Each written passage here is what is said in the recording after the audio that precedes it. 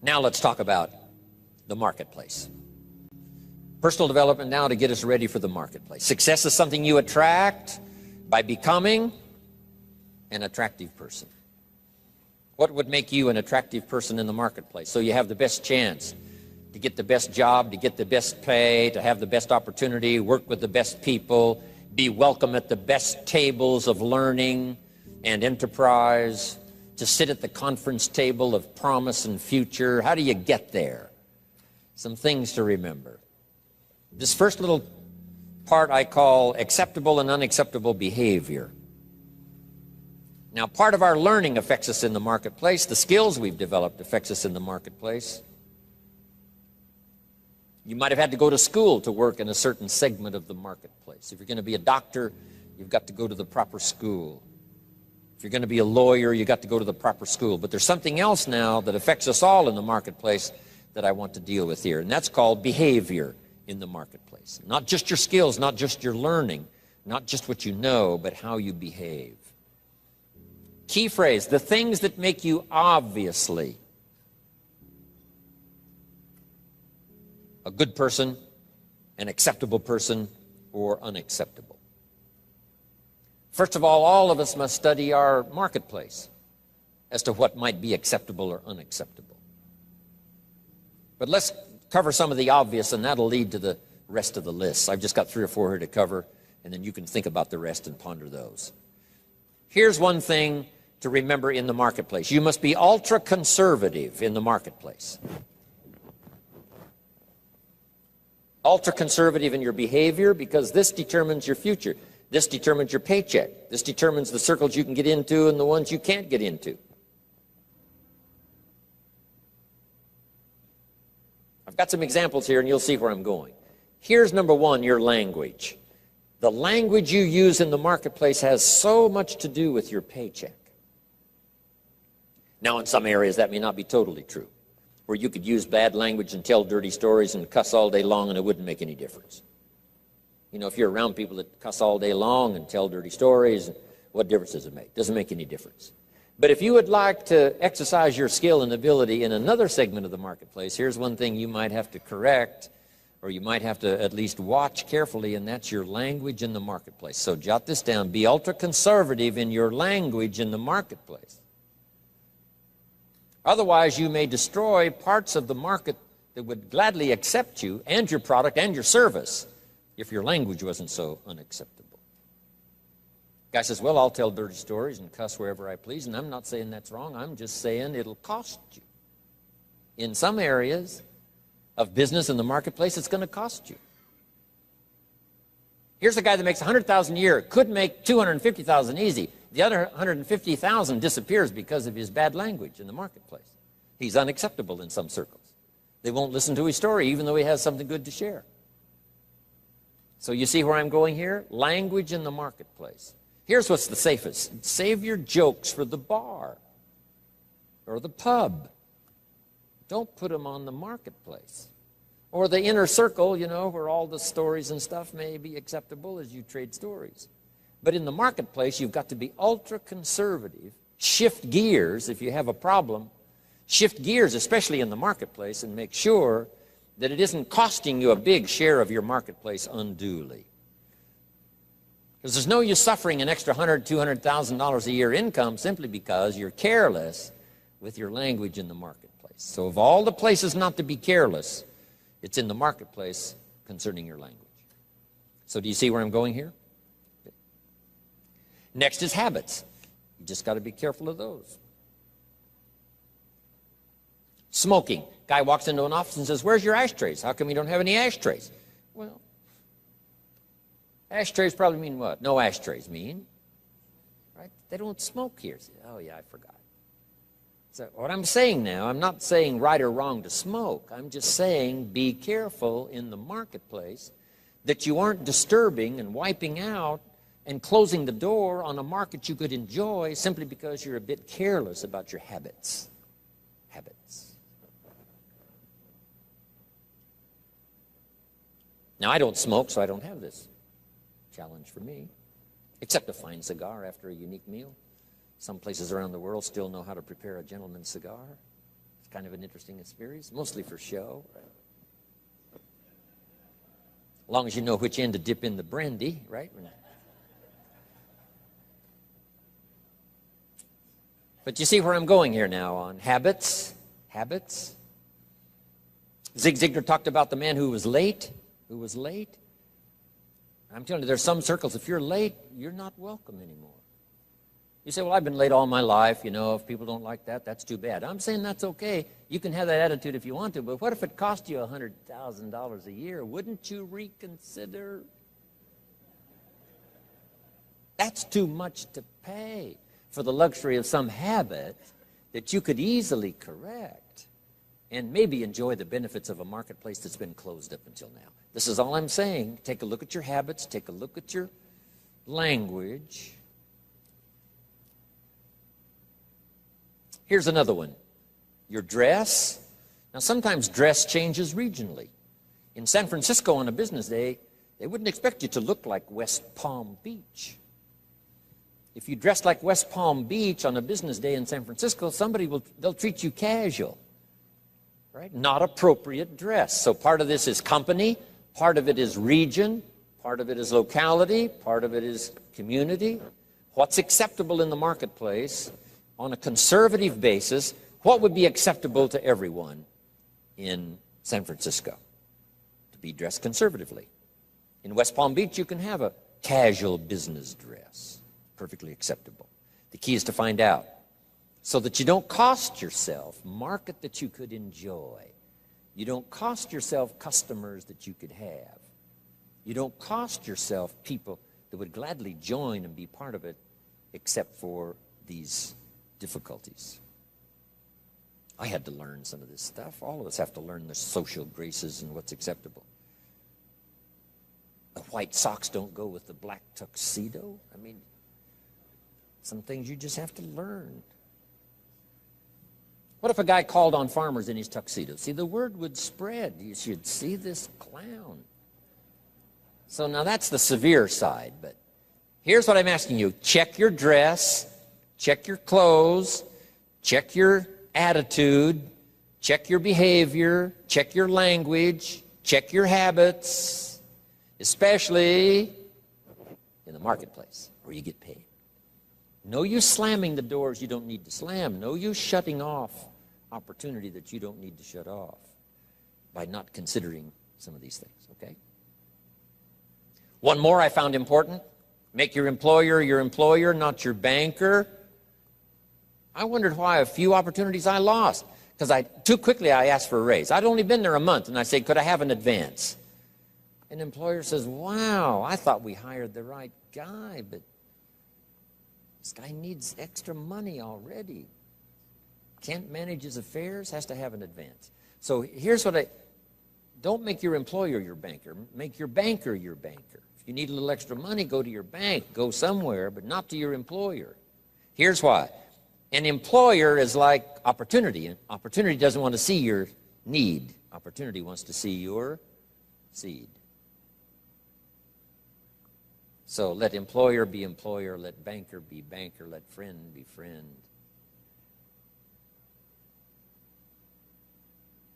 I found it was a bit unwise to make a friend a banker or a relative a banker. Do you know why you go to a minister to discuss certain things? So that he won't disclose it to the marketplace. And you go to your doctor to disclose it so he won't disclose how weak and sickly you might be. So you don't bring your sickness to the marketplace and talk about it. You talk that over with your doctor. Talk over your maladies and your problems to your doctor. So jot this down. It's called show your seed and hide your need. In the marketplace especially. Show your seeds, show your willingness, show your desire, show your hard work, show your work ethic, show your arrive early, stay late attitude. Show that, but not your need. The marketplace is not interested in your need. Next is code of conduct. It's not a bad idea to take a piece of paper someday and just jot down what is your code of conduct. What do you expect from yourself? Some things you will do, some things you will not do. Jot this phrase down. What I want to be known for. Here's what I want to be known for. And that's not a bad list to make.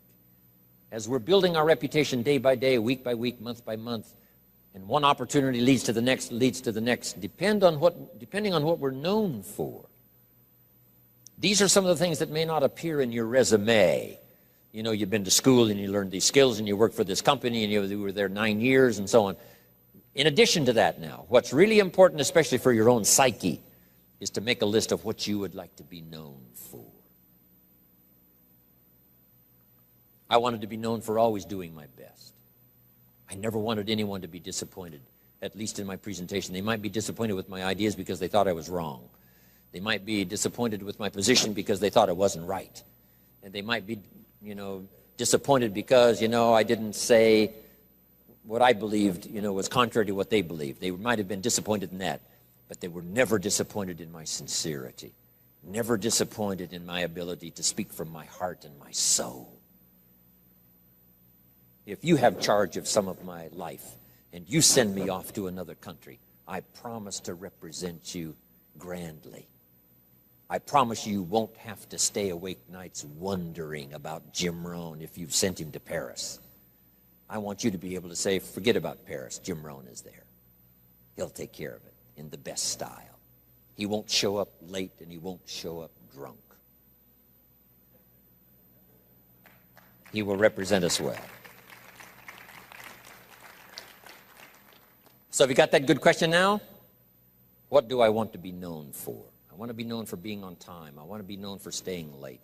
I want to be known for not ignoring anyone. I want to be known for my unique ability in conversation as well as presentation.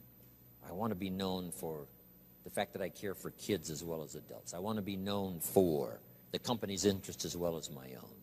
I want to be known for one who helps to feed the goose that lays the golden eggs. I want to be known. I want to be known for my leadership skill. I want to be known for my attitude. I want to be known. What would that list be if you were to make it? Here's what I want to be known for. Sometime in the privacy of your own thoughts, away somewhere, just work on that list. Here's the reputation I want to build. Now, here's what's next under personal development. Under personal development, develop these 5 abilities.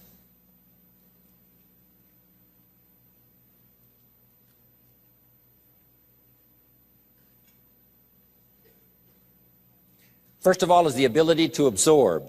One of the big challenges for being here now, especially for 3 full days, some of you, it's going to be a challenge to try to get it all. But I'm asking you to do that. In another seminar I do, here's a little phrase I have. For the future, pay attention. See if you can't get everything.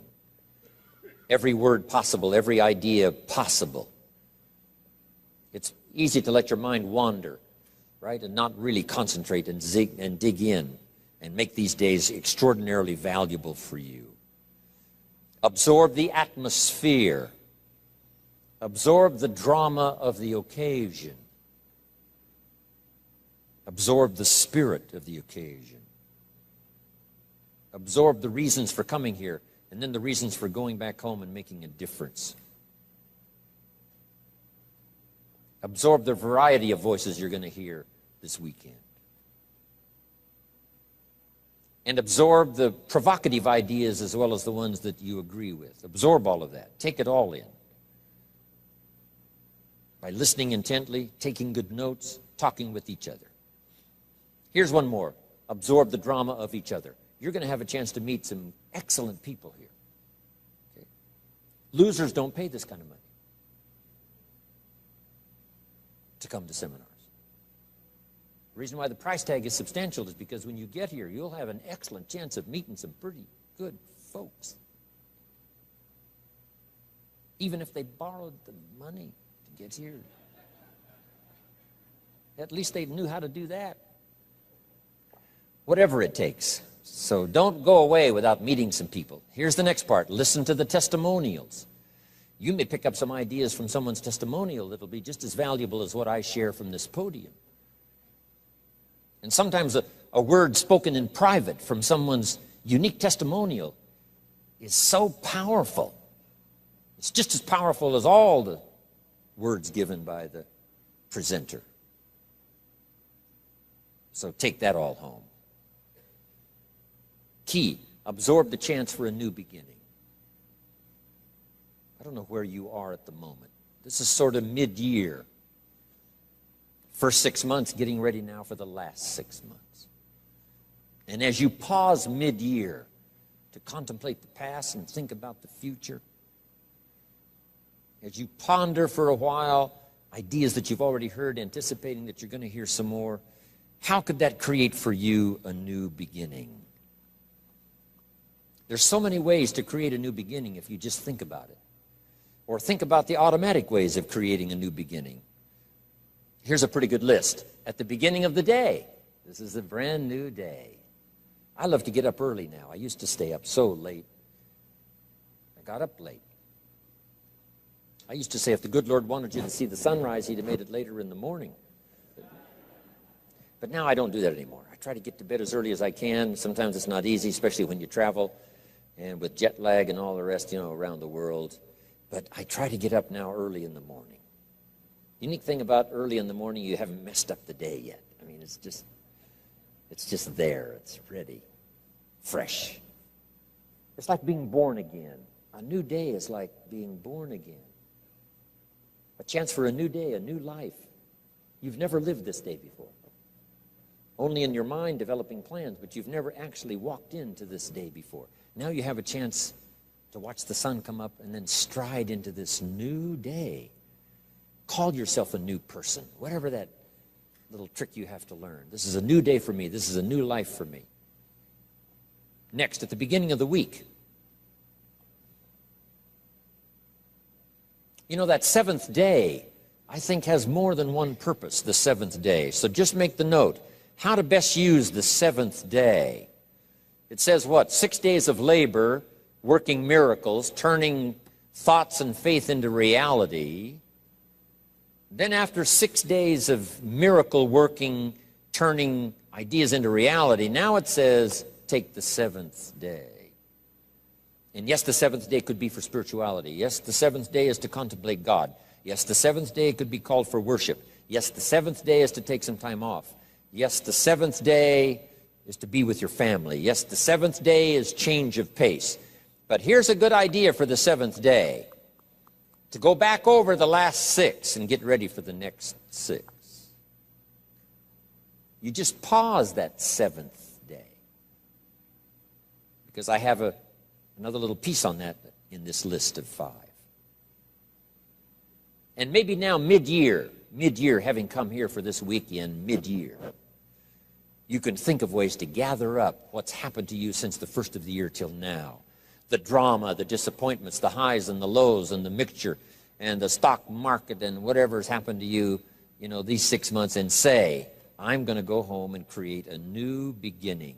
I'm not going to be the same again after this weekend. You can conclude that, and I promise you, the days can be so extraordinary, you won't be able to believe it.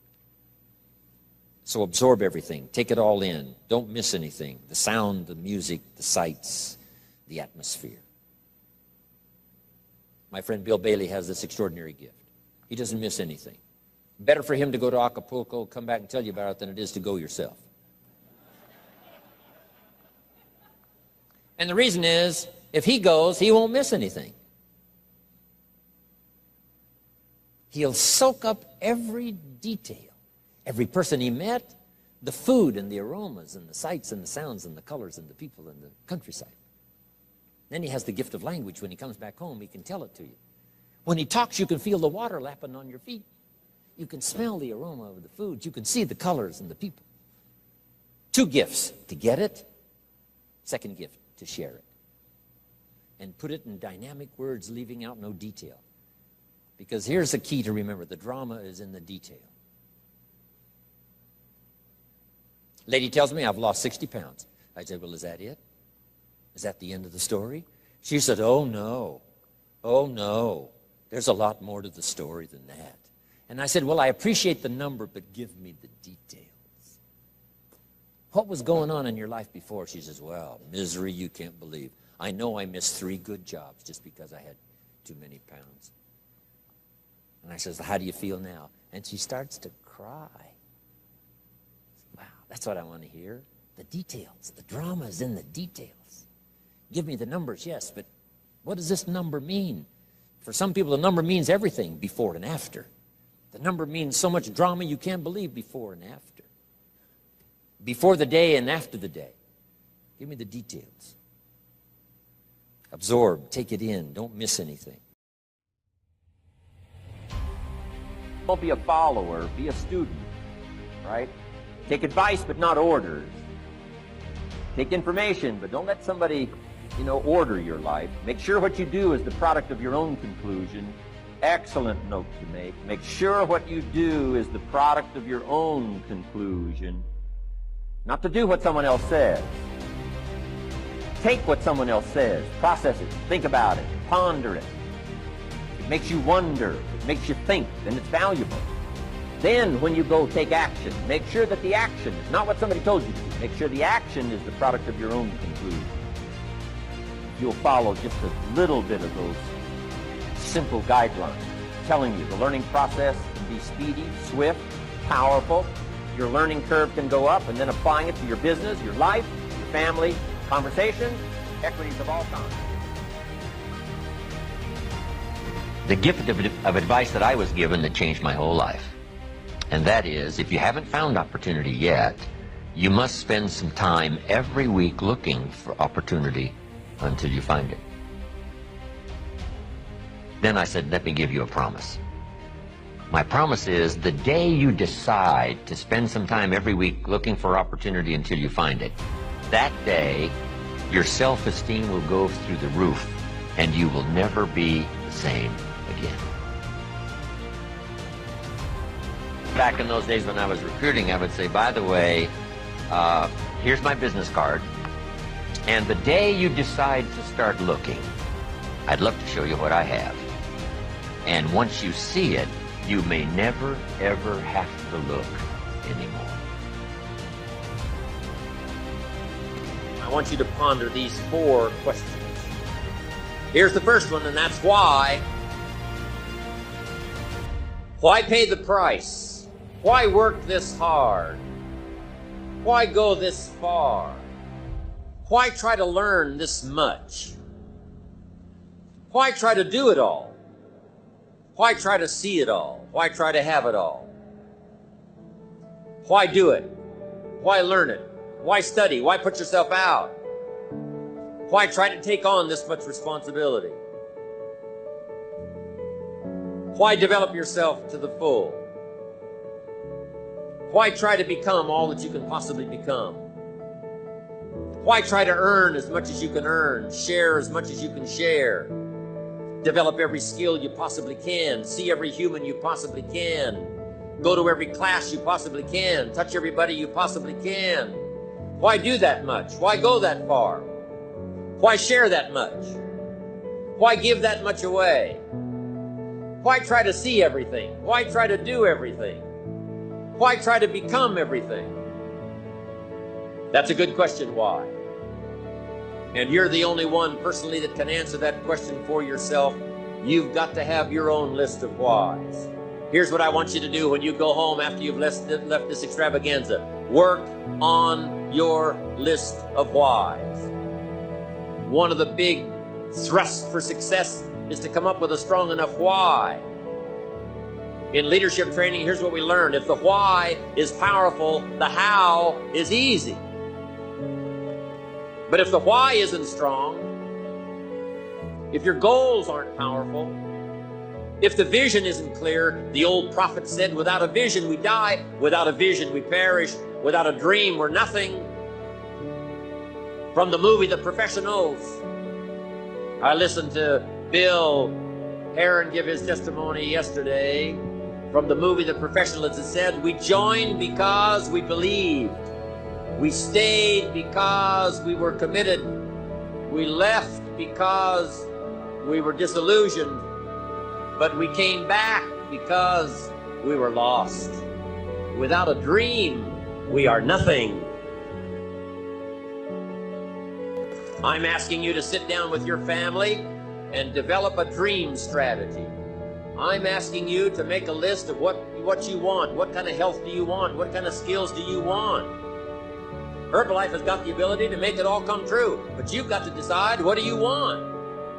What kind of income do you want? What kind of gifts do you wish to bestow?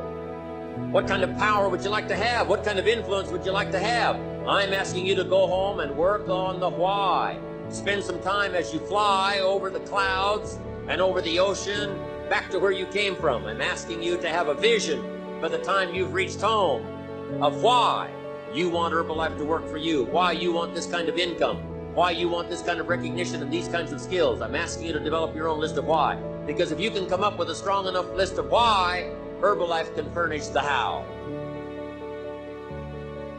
Now here's number 2. The first question to ponder when you go home is why.